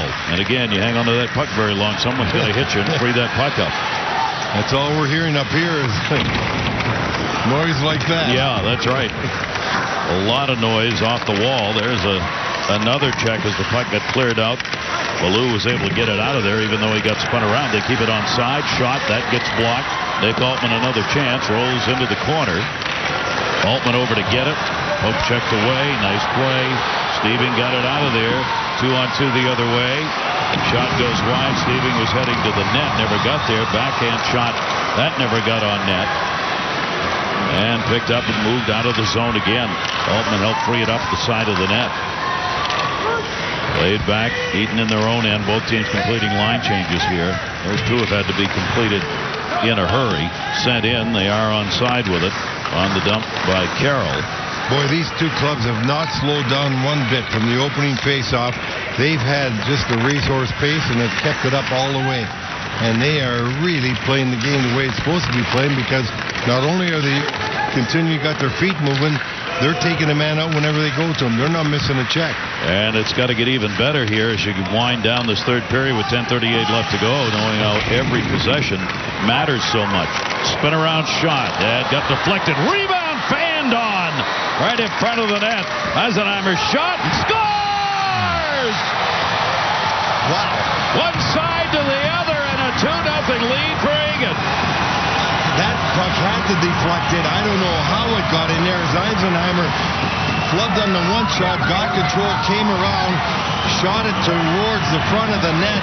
It must have deflected off a Duluth player or the goaltender, because that was a crazy angle for that puck to end up where it ended up. Watch him go around the net right here, and as he centers that puck, he misses the shot there. Now he goes around the net, and as he does, he right towards the front. Maybe that was just tapped in on the doorstep. No, it went right in. I don't know how it deflected up there, but it did get up there, and Eagan in a commanding lead, 2-0 with 10:26 to go here in the third period. So Eisenheimer, who had only 9 goals on the season, comes away with 2 here in this game, and a 2-0 lead for Eagan. Boy, that was a very tough angle. It may not have been seen by Gunnar Haug that time. It looked like he didn't react to it very well. Yeah, that was different. Yep. Roth gets the assist on it. 6:34, the time of the goal. It doesn't matter that it was different. They are sitting now with a pretty strong lead, 2-0, the way the checking's been in this game. Yep. And maybe Duluth's going to have to open this up a little bit. Trapp trying to move it up. He gets knocked down. Good check, Peterson. Peterson cutting to the front of the net, but Trapp was there to knock it away. I think you're right, Gary. I think you're going to see the defense of Duluth really moving up in the play, taking some chances now.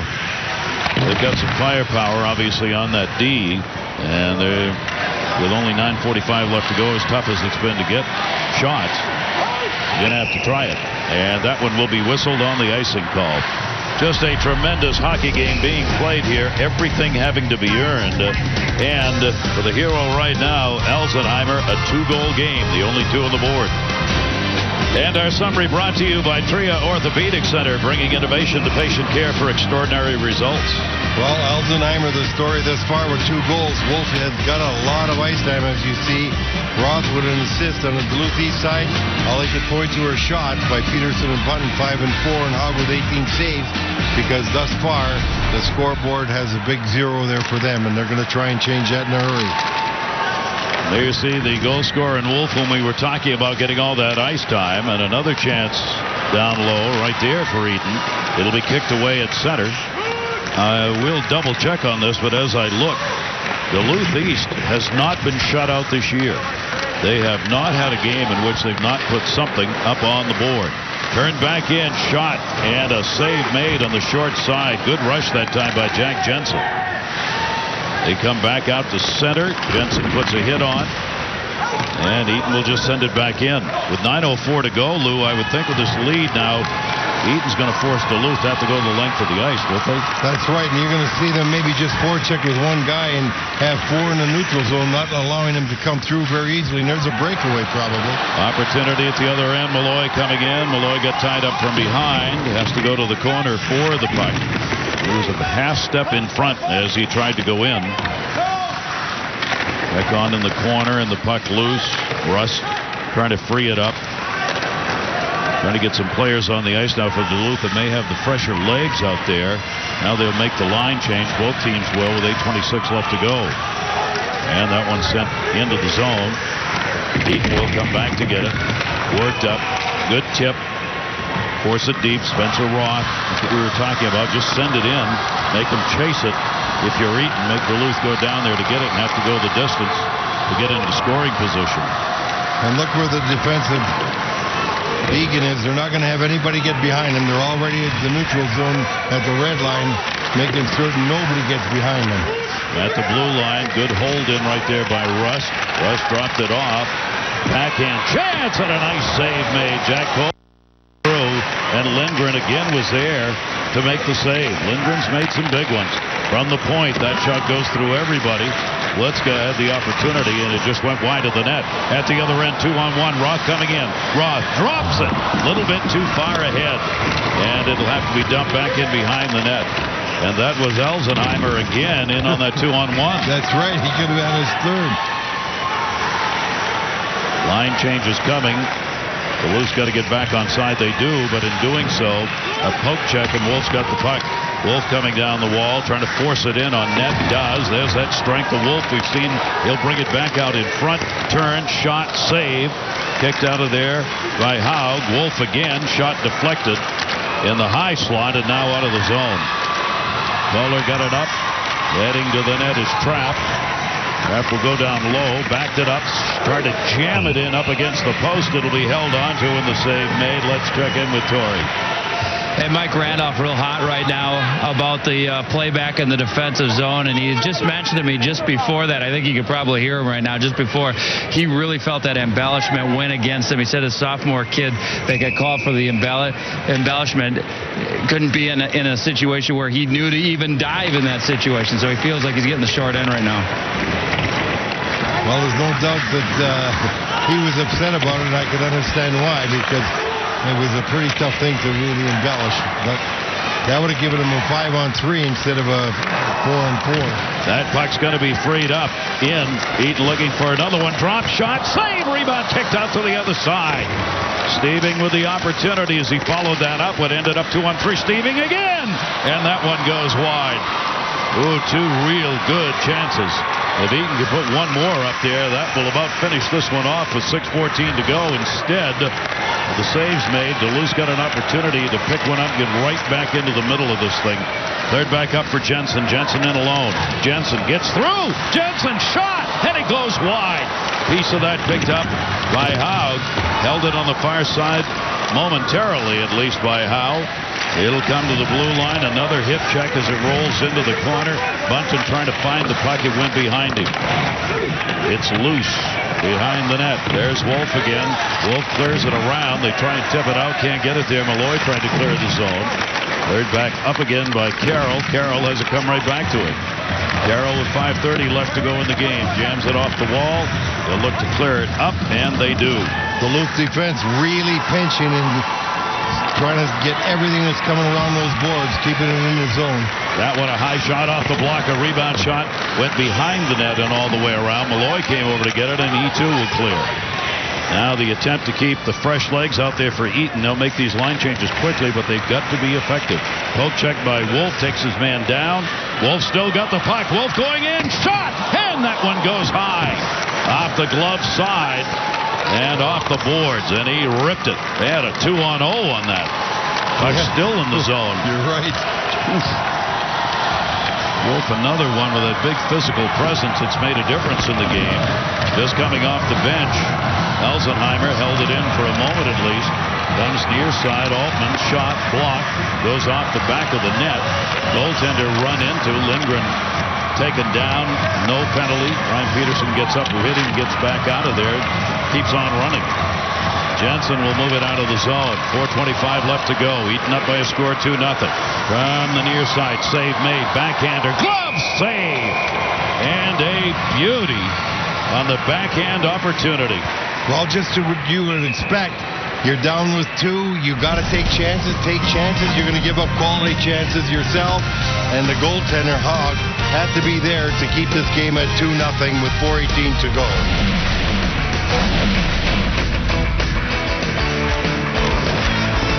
Well, you're looking at some goals that we had earlier today, some real good passing plays.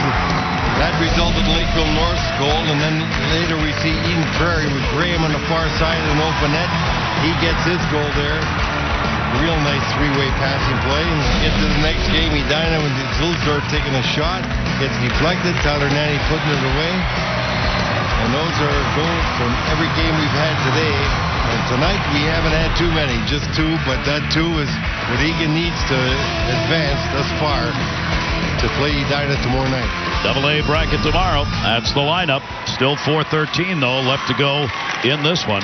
And this Eagan team, such a strong game. Wolf shot, that one got blocked way up in the air, and it will go into the screen. It was tough for Eagan to get here. They were seeded 4 in their section, so they really had to battle from behind. They trailed 4-2. They won 4-2 in the final game, but they were down 2-0. They had to beat the top seed. I mean, they played it. They battle all year long, but that goaltender has been a real plus for them. He doesn't give you much, and you're in every game when you got a goaltender like that. Yep. Buck sends that one in. They'll want to hold it in the zone here, try and keep Duluth from having offensive opportunities. With 3:50 left to go. Step up at center. We'll send the puck back into the corner. Chased down, driven around. Jericho got it a little deeper back in behind the net with Steving out there doing some work. Pass again, broken up. Good work by Ensign that time who got the stick in. Duluth back the other way, into the middle. Poke check on the back check by Jensen. Jensen's got it. Jensen will gain the red, the blue, and flip. Not as high as he wanted it to go. Lutzko is able to move it back out. Muck goes down deep. Muck will clear it out to the red line. It will bounce around at center. Again, turned over. Set up ice. Nice job by Spencer Roth. Down to the 3-minute mark. Duluth. Now we'll have to really open it up, trailing here by a score of 2-0. And that one's going to be whistled, and the faceoff will come back. Let's take a look at our save of the game, brought to you by Catholic United Financial Life Insurance, Annuities, and Retirement Products. Now you see the shot coming from the blue line, and watch right to the left of the net. You're going to see Muck coming around behind the goaltender as Altman's putting it in the open net. Number 2, Muck right there, grabs it before the puck goes across that goal line. And that definitely was the save of the game. We talk about who's getting a lot of ice time. Muck's got a lot of ice time here as well. The senior defenseman makes the save of the game. And it was a big one. Puck sits there in the dot. Had to drive it back a little bit. Duluth will start it up ice. Kohler moves it in. Dumped again in behind the net, but they just can't control it on those dumps behind the net. Again moved out to center. Steving coming. 2-on-1. Steving dropped it. Shot. Save made. Kicked off into the corner. Couldn't get much on that shot. In the 2-on-1, Jensen on that far side still held it in. He had the chance. That'll be flipped up the boards. 2:20 left to go. Again, not out of the zone. Steving again. Shot. Save. And kick to the far side. The deep rebound will be intercepted again. Edson was there. Eagan's doing a great job in the neutral zone, boy. They got 4 guys back, and they are not letting any pucks get through. They're doing excellent work supporting the defense. Elsenheimer made that steal. Set up his teammate Roth for the shot. Save made off the blocker. Roth moves in. Freed the puck up, couldn't control it. Duluth will bring it out. Down to 1:49 left to go. And there's a big reach again by Nick Wolf. Going in to get it. Clears it up. Trap there. Trap drops it off. Tough time finding any room still where this Eagan team has played one heck of a team game. They're going to empty the net at the other end, so they'll get the extra skater on the ice. Duluth with the extra skater and an empty net. Now for Eaton to shoot at. More importantly, to clear it up ice. Looking for the hat trick. Turns it. Shot. Hit the side of the net. Had a pretty good chance at it right there. Rolled into the crease. Stevens got it. His chance got blocked. Right back to him. Stevens shot, and he scores. And Eagan's going to pick up the empty net goal, end a W, and move on to the semis as they lead it 3-0. Good effort there by Stevens. He had one shot, didn't get it through, got it back, got another, and put that one away, and that's going to put Duluth East away after they played a very strong game tonight, but unfortunately for them, they weren't able to beat Lindgren in the nets. And Eagan getting a 3-0 lead with 1:05 to go. Has a lot of hard work in front of the net being done while Stevens putting it away. You see the bench getting all excited, as you would expect them to be. They played a hard, strong game tonight against a very good Duluth East team. And they finally go up in shots here. They have trailed most of the game in shots. It's now 29-28. 1 minute left to go in the period. And Eaton with a tremendous effort here tonight. Just an all-around great team effort. Faced down by Malloy. That will be back in behind the net where it will be whistled on the icing call, stopping the clock at 45.8. Well, Eagan come out. They might have started slow in the minds of the coach, but they certainly continued to come. Well, not only have they not been shut out this year, the Duluth East Greyhounds, the last time they were shut out was December of 2012. That's a long time, and it's a very good record because they are a good offensive team. 52 games. They haven't been shut out, and they've played a lot of good teams during that time, so you could tell the kind of effort that Egan's given here tonight and a goaltending that Lindgren's given as well. Breck won a 2-0 game back in December 26th of 2012, the last time that Duluth was shut out. Puck will be covered up at the side of the net, and we're down to 22 seconds left to go. So for Eaton, they're going to pick up their 19th win of the season. And if you will, it is an upset in the way the seedings were, but not very much. Duluth East came in seeded 4, and Eagan was seeded 5, and figured that to be a pretty even Steven game, and that's exactly what it turned out to be. Just feathered out to center, picked up by Purdy, cleared back into the zone by Brown, rather.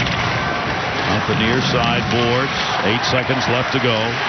That'll go off the dasher, and that's gonna be the end of it. And what an effort by Eaton as they move on and celebrate a shutout win, 3-0 over Duluth East. That was quite an effort that they put up because Duluth East is unquestionably one of the better teams in the state. They can skate, they can move the puck, they got good goaltending, they got good defense, but Eagan never quit hitting, and that's their MO. That's the way they play. They eliminate the puck carrier. They don't let you get back in the game that easily. They put a lot of pressure. They're a very physical forechecking team, and that's what they had to do tonight against Duluth East. They did it, and they're going to move on against Edina because of it. Great effort by that team. I've seen them play earlier this season. They played the same way. They haven't changed all year long. They are a real tough hockey team to play against. Real fine game to watch. Let's take a look at our play of the game brought to you by CCM. Start your legend with CCM Hockey. This is the goal that made it 2-zip. Elsenheimer had a couple goals, but this one, I don't know how it went in, a unique one, but gave Eagan the kind of cushion they needed. Leading just 1-0 at the time. Elsenheimer, who had got the first, gets the second. It seems to hit the goaltender, go up over his shoulder, knocks the water bottle off. Elsenheimer coming away with a couple of goals and an assist. And our player of the game brought to you by CCM. Start your legend with CCM Hockey. Well, he had the kind of night you want to have in the state tournament, and he's got a night never to forget, leading his team into the semifinals with a great effort by the whole team. You're looking at Coach Mike Taylor, who's got to be very excited to beat this Duluth East team. This was a game we expected to be good. It was good all the way through. This was the most physical game of the day by far. It was the fastest paced game because both of these clubs never stood around, and we had everything you would expect in a good hockey game. Because of that, we were treated to one of the better games that you're going to see in the tournament. That is the 7th shutout win that Eagan has picked up this season. And Lindgren has been the man who has gotten it done in all of them. And let's get on to Torrey. Max Elsenheimer scored 2 goals and an assist, figured in on all 3 goals here tonight. What a huge win for your team. You know, it's just a huge win. I'm just glad that we came out here. We were a little shaky in the first, but I'm glad that we got our legs underneath us in the second and we were able to put some away. Talk about the battle here. Very close game. Very good Duluth East team. How was this battle against this good squad here in the quarterfinals? It was great. It's one of the funnest games of the season. You know, when you got opponents like that are going to work just as hard as you are, you know, whether you win or lose, it's just a great battle. Hey, you were the 4th seed in the section tournament. You beat Cretin. You upset St. Thomas Academy to stop their run of 3 in a row. Now you just knocked off Duluth East. You think you can get that guy, the head coach, Mike Taylor, to smile and say you guys did pretty well? I don't know about that. I think we're going to go to practice tomorrow morning and get back to work. That's what he says. Appreciate your time. Congratulations on the big game. Thank you. All right, there's your hero. Great effort. And the celebration goes on as the 4 to play tomorrow are now set. And the shutout over Duluth East and the celebration for Eagan. Today's postgame show is brought to you by Education Minnesota. 70,000 educators working together to improve education and help students succeed. The Final Four is set for the AA field in the Boys State Hockey Tournament. We have our first shutout of the tournament. Eagan defeating Duluth East 3-0. And gentlemen, Mike, you said before the game that Duluth East has struggled trying to score goals all season. They tried different things, and it showed today. It did. In the game tonight, you could see that it just wasn't Duluth East night. They tried, they worked hard, they got in position, but they never had the right player with the puck on his stick at the right time. And that shows that you are struggling when you only have a few kids that can put the puck in the net on a regular basis. Hats off to Mike Randolph and Duluth East. They had a great season. Nothing to hang your head about, but tonight Eagan was just better, Joe. Dave, I know they're only kids, but the game was so physical tonight. Can these kids recover and play a physical game tomorrow night too? I think they can. 16, 17-year-old kids. You know, Eagan is kind of that best-kept secret in hockey right now. They're really playing well. All three phases of the game, special teams, defense, offense, and tomorrow night they're going to need it for 51 minutes against Edina for sure. There is no question they're a very well-coached team. Let's take a look at some of the highlights here from the third period of action of this game, and Duluth East had a great chance to tie the game, and there was an amazing save. Watch the top view. Talk about this one. Yeah, this is Kyle Muck. This is when you know it isn't your night. Watch the puck come through here. Any other night, that puck is going in the net. It doesn't go in the net. Tommy Muck made a great play there. That's why he is the type of player he is. He's good on both ends of the ice, and he works really hard at his defensive game. Well, and then Elzenheimer had just a great game, a great effort on this goal, Dave. Yeah, he just keeps working and working, probably doing what Mike Taylor, his coach, told him to do, keep throwing things at net. Here he came at a sharp angle just above the goal line, was able to get it up and over the goaltender. Big goal. Today's stats are brought to you by Polymet, working on a plan to mine the copper, nickel, and other essential metals that make this broadcast possible. Learn more at gopolymet.com. Pretty even game, even though the scoreboard said 3-0. Well, you look at that, it should be tie game the way the stats are. But hats off to Eagan.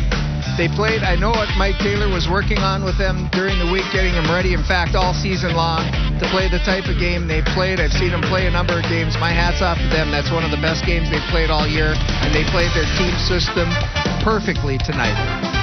And here's the great scene as Eagan celebrates with their goalie, Andrew Lindgren, getting the shutout. We're back with more right after this. For the first time so far in this tournament, one of the lower seeds has defeated a higher seed as Duluth East goes down to Eagan here. And Dave, take a look at these brackets and tell me what you think is going to happen tomorrow. Well, I think it's going to be a great night here tomorrow night here. That first matchup, Lakeville North versus Eden Prairie. Lakeville North, they've got a lot of depth to their team. I really like them. They got the highest scoring team in the tournament with 5 goals a game. But then you got Eden Prairie with a lot of experience and some high skill in guys. That's going to be a great matchup. Second one, on paper you want to say Edina, but if Eagan can continue playing like they've been playing and be as physical as they've been tonight, they can make it a game and it should be pretty exciting. They might be able to slow that Edina team down. Mike, let's talk a little bit about single A. We start off with Hermantown against the Mullets from New Prague. Hey, Mullet power, Joel, on Wednesday. This should be a very good game. They're two very similar teams like we had tonight in our second game. These two are two blue-collar, hard-working teams that take the puck to the net and will fight for every inch of ice out there. In the second game, we get the finesse teams. We get William Hammer versus East Grand Forks. East Grand Forks beat St. Cloud Cathedral early in January when St. Cloud Cathedral had to go up on a bus trip in that really bad weather. It was so bad they were canceling school up north, and they didn't even know if the game was going to be played. So St. Cloud Cathedral wants another shot at them after that harrowing bus trip up there. All right. Could be a good bus trip home if they get a win. Gentlemen, great job tonight. We're looking forward to tomorrow's semifinal Friday as we'll have 4 games with 8 teams. We started with 16. We're down to 8. By tomorrow night at this time, we'll be down to 4 teams going for 2 state championships.